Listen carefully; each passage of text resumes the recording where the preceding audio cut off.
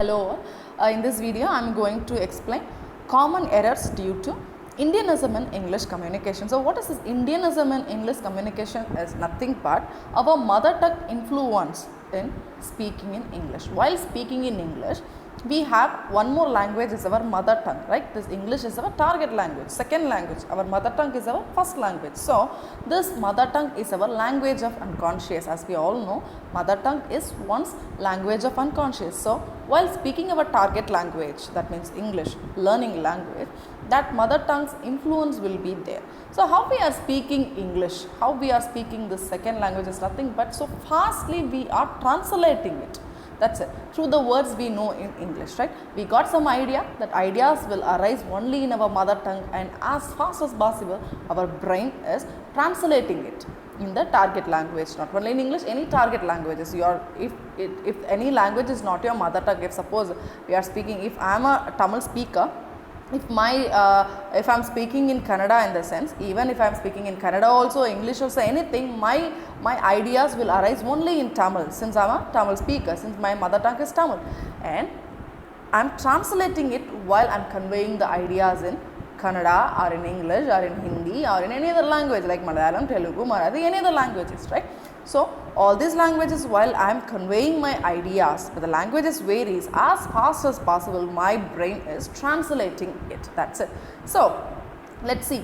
Most of the Indians are bilingual, some of us are multilingual also. Bilingual are nothing but two languages we are speaking. One is our mother tongue, one is our target language. Most of us' target language is English, right?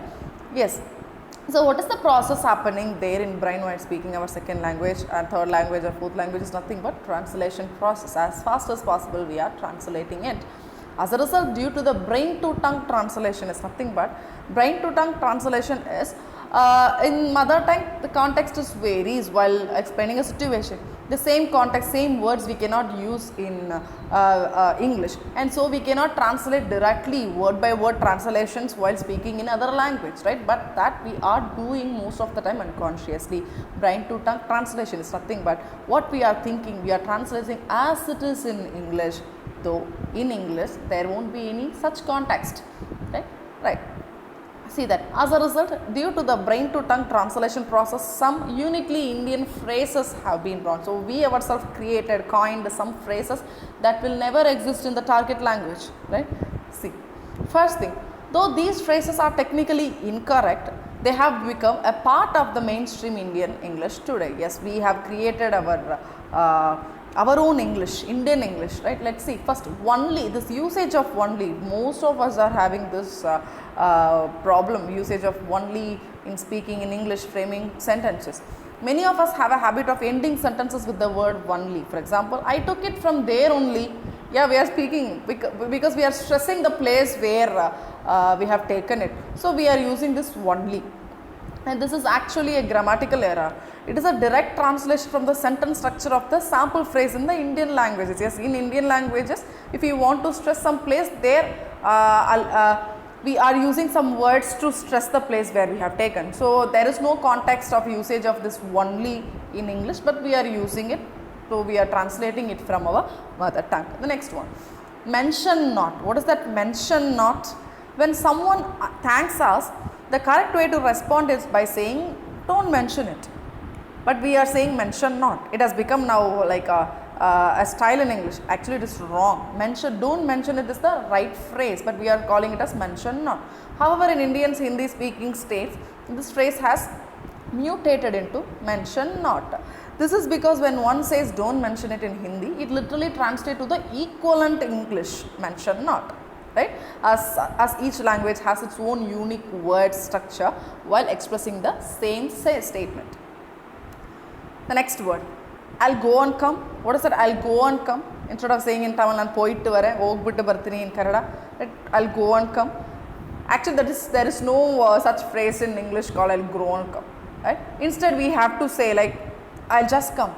I'll just come now. We can say like that. When you bid someone farewell, it is common to say that you will see them again. Obviously, we will see them again, right?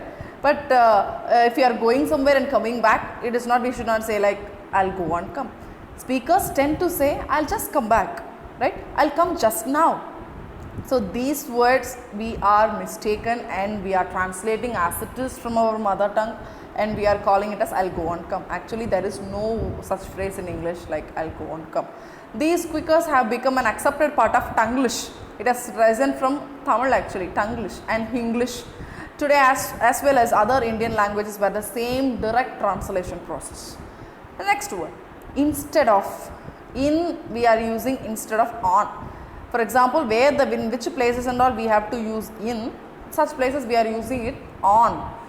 Substituting the word in where the correct preposition to be used is on is a fairly common occurrence in Indian language, derivative of most Indian dialects. This is because a lot of Indian languages use the word in while we are speaking in our mother tongue, where and all we have to use on.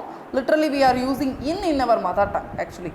Right? So we are using the same translation here in English. So interchangeably and rarely use the word on to indicate the position. So this is another wrong usage. We are using in the place of on. Next one, on in the place of at most of the time. It is common to hear Hindi speakers says that they are sitting on the computer or on the table instead of at it. We should not say at instead of saying on. We cannot claim on. On is something placing on it, something placing on top of it. At in the sense there, nearby it, close with it, such meanings.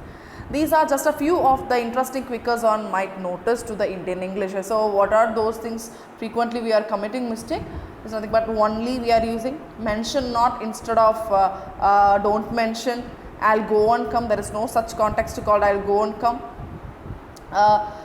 In instead of on. Again on instead of at. So these are the grammatical, prepositional and conjunctional errors we are using through this mother tongue influence. We are framing these faults while speaking in English because of this mother tongue influence. So while speaking in English, keep little conscious in such things.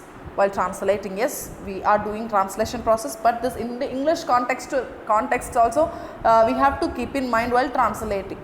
We have to keep in because this English is not our language, right? It is a language of another country, right? So the cultural differences will be there, the language differences will be there, the rituals will be different. What we are here is entirely different from what they are. So their language we are learning and we cannot grab their language as our convenience. Yeah, if we are doing, understanding is okay, but if you want to speak a perfect English, you have to go contextual basis. Right? You cannot translate as it is, like from our mother tongue to this target language. So context is very much important. While translating, we have to keep clear that whether this context is there in English. Then only we can speak and produce a perfect grammatical English. So still there are some of the words and phrases we are wrongly pronouncing, wrongly using, and we ourselves coined some words in India. See what are they? Prepone. Is there any word called prepone in English? Actually no. There is no word called this prepone in English. There is a word called postpone. Right? Postponing, making something like postponing. We can do it later, like we are postponing something. But here preponed is, there is no word. Advancing, doing something before the time of planning, advancing, right? So as we created this post, if some word starts with post, obviously the opposite word comes with pre. So this postponing, prepone, we ourselves have created that word, but there is no word in English called prepone. Actual sense, the sense make is advance. The word makes a perfect sense for this prepone is advance. So use the word advance instead of prepone. Use the backside entrance. So what is this backside entrance?